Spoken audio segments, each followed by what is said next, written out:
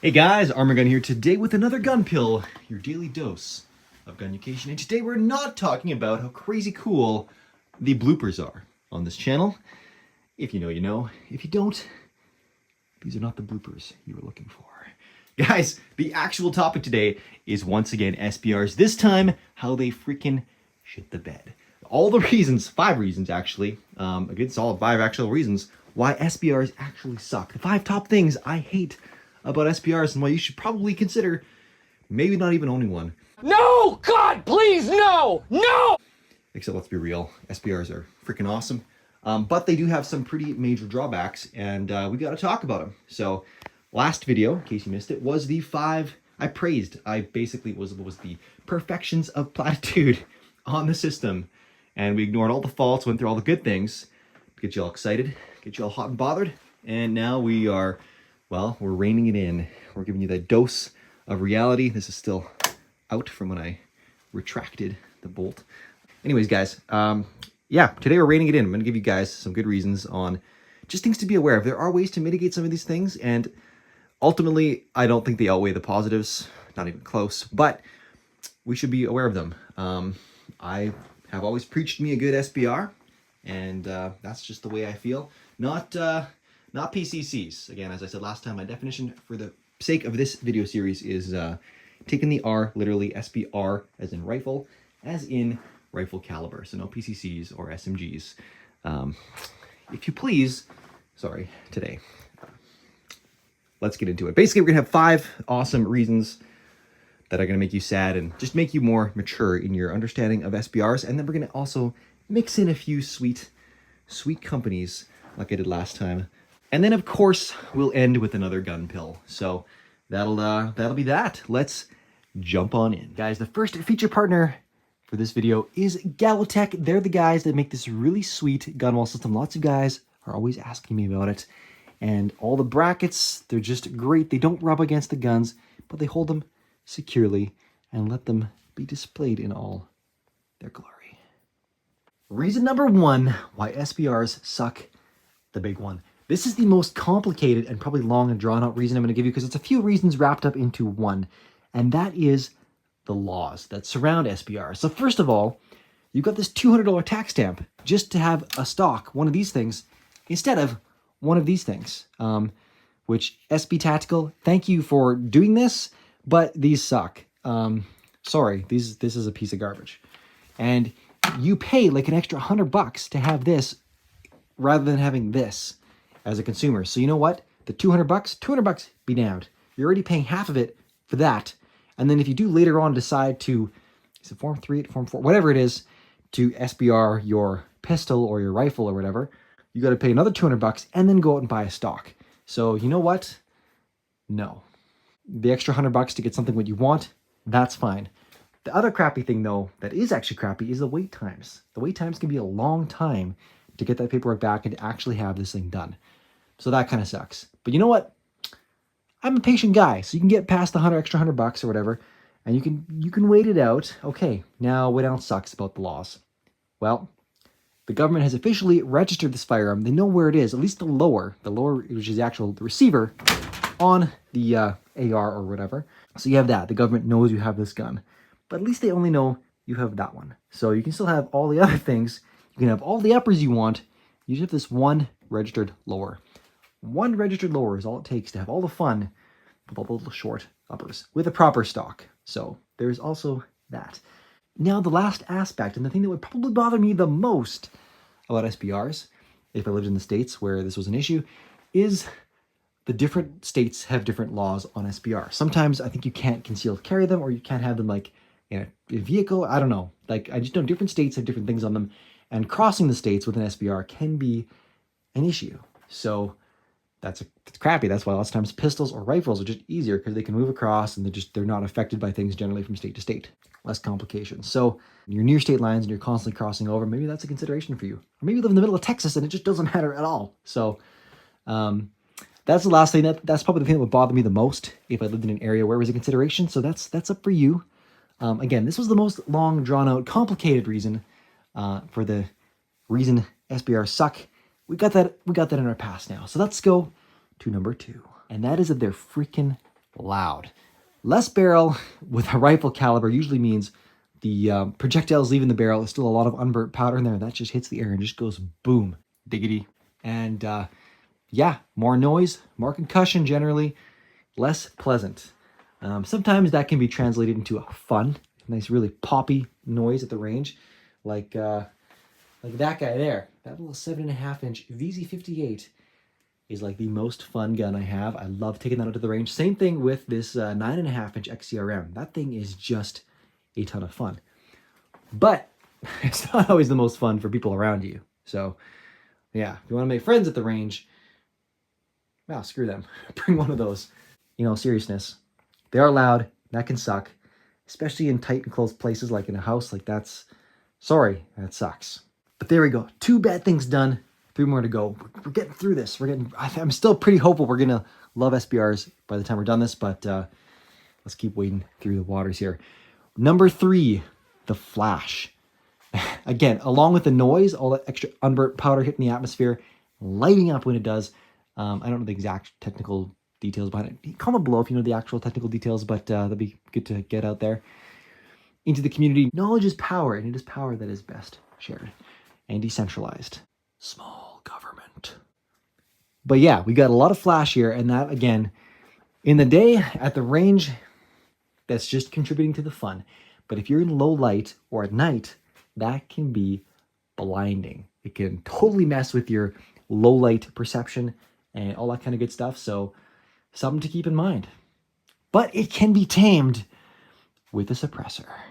And a suppressor is also going to help with the noise as well. So it'll help reduce the flash, especially some of the new fandangled suppressors that have little things out the end, little tines, and that kind of acts like a little mini flash suppressor on the end of the suppressor, silencer. Those are good things, and they work, so that's good. In general, suppressors are just getting better and better, so that's also a good thing. And suppressors lead us directly into number 4. The sucky thing is that SBRs can be trickier to suppress. There's additional wear and tear on the suppressor for short barrel rifles. That's sometimes just the case. There's more pressure, there's more just angriness that's coming out of the barrel. And it's gonna wear and tear at those baffles, especially if they're like aluminum or titanium baffles. So you want that good old steel up front to take the brunt of it and dissipate it from there, and then the future baffles will be better. So then there's the fact that most short barrel systems are already operating on the bleeding edge of reliability sometimes, and adding the additional back pressure up front that can overpressurize the system, cause a bunch more issues. It can cause the cycling action to be really speed up, it can cause more wear and tear on parts, which short barrel rifles can have issues with in the first time if they have too much dwell time. More gas in your face. But again, the industry has come to the rescue. You've got things again like low back pressure cans or flow through cans and adjustable gas blocks, which this little guy has. So those things make a big difference. You can work with it. You can mitigate these issues, guys. While SBRs are harder to tame, it can be done. And yeah, so just talk to your suppressor shop or whatever and let them know you need something dialed in for a short bow rifle. Because you, sir, despite these first 4 things, are still on the SBR train. Guys, feature partner number 2, Mira Safety, the company bringing the gas mask into the 21st century. Really cool. Also, it's being held by the carry handle of the Galil with the sex appeal ARM, so you know it's good.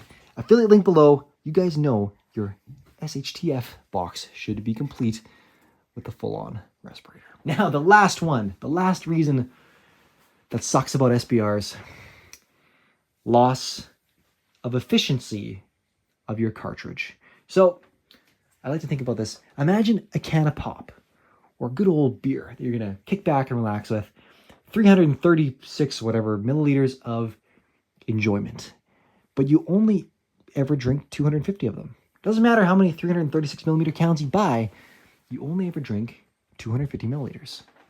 That's kind of like an SBR with its cartridge.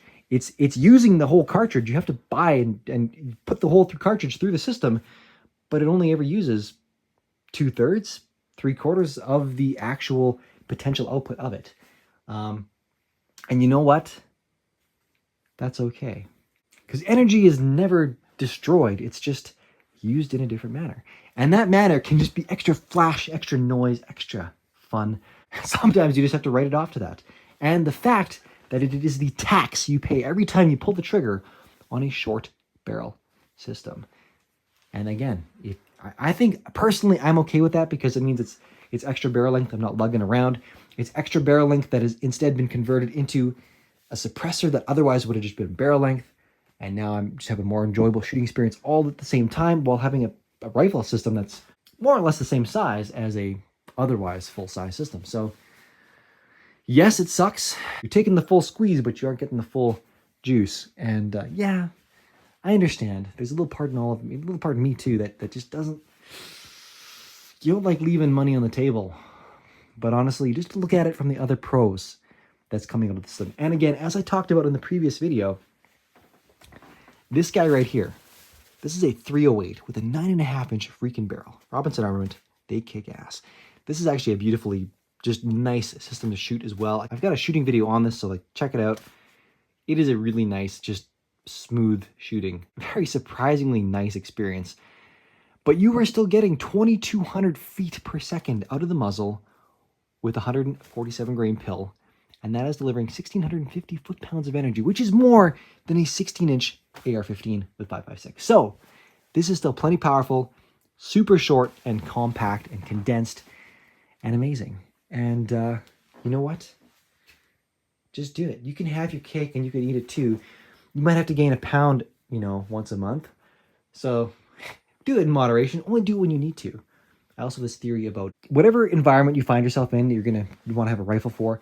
That rifle should be set up for 90% of the shots you would expect to take with it. Because if it's any more than that, if you're like, oh, I got to have this rifle set up to 100%, well, then you might be ending up with a 16, 18, 20-inch AR-15, 20-inch AR-15. But it's going to impact the other 90%. Now, instead of having a 11.5-inch gun that you're taking through 90%, you're going to be running a 20-inch through 100%. And for me, no, that doesn't make sense. Tune your rifle to the majority. That way you can dial it in and you can make it more effective for what you're more likely to encounter. Plus, something that's 400, 500 meters away from you, probably not that big of a threat versus something that's 50 meters away from you. And I would rather have the tool that's designed.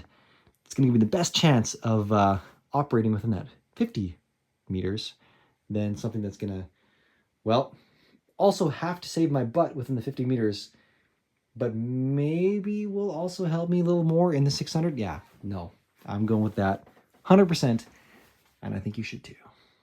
Guys, thank you for making it through those 5 painful reasons why we have to rag on just literally my favorite weapon platform, SBRs. As a quick summary, the laws suck. They're loud. They're flashy. They can be hard to suppress. Not that big of a deal. And that can also help with the loudness and the flashiness, but it still exists.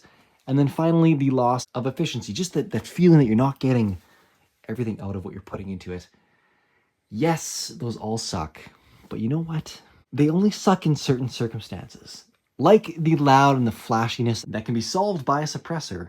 And the loss of velocity that can be justified with having an overall small platform in a CQB environment. It's going to lend itself better to your mission set and help you not get killed better. Elcan Master Race. Elcan Master Race Thick Boy Edition. So in the end, yeah, I'm still siding with the SBR. It is the best firearm ever. Sorry, I'm not going to live... Well, we did live true to the title. There are reasons why SBRs suck, and we went through them. Together. We coped. This was a hard cope, this video.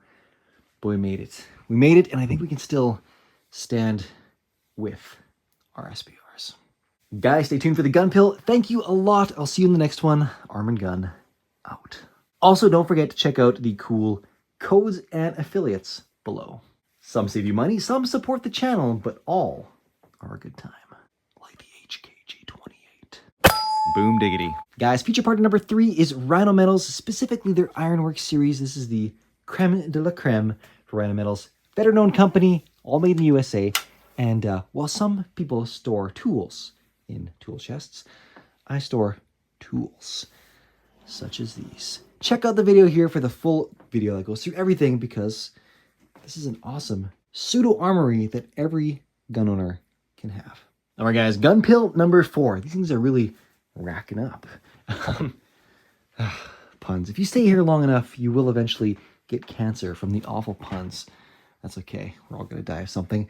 Guys, GunPill No.4. Gun laws are the great farce. So basically where I'm going to go with this is you have two types of people. People that obey the law and people that break the law. Now, people that obey the law will follow silly rules like those things. People that break the law, such as rob banks, carjack people, murder people. Do you think they do that? I mean, well, some of them are idiots and they just run around with those things with no stocks, which is really stupid. Yeah, we'll talk about that another day. Someone who is gonna hold a gun to someone's head and demand money, I'm pretty sure they're not super worried that their gun was probably obtained illegally, or maybe it's an illegal SBR. Don't think the ATF busting in and killing their dog is top of their mind, maybe. So I kind of think that it's dumb. Why throw these silly laws at people that are going to obey them when they're meant to protect society from the people who aren't going to obey them? It's just, why? It's dumb. So there you go. Nice and simple. People being not garbage humans with their guns, being responsible and mature, that's going to negate the need for most of the laws on the books and the rest that are there to target criminals. Basically, society is not going to benefit from the good people who are using them, because it doesn't matter. Good people aren't going to do bad things with guns. So why target them when the bad guys are going to do it anyways? I just gotta say, every time I'm doing videos like this, the dogs will just accumulate at the entrance. They're so nice. Sometimes they come in here and sit on everything and drool. The last bit of drool is evaporating, becoming one with the atmosphere here. But these guys are just pooched, and I love them. You guys are the best.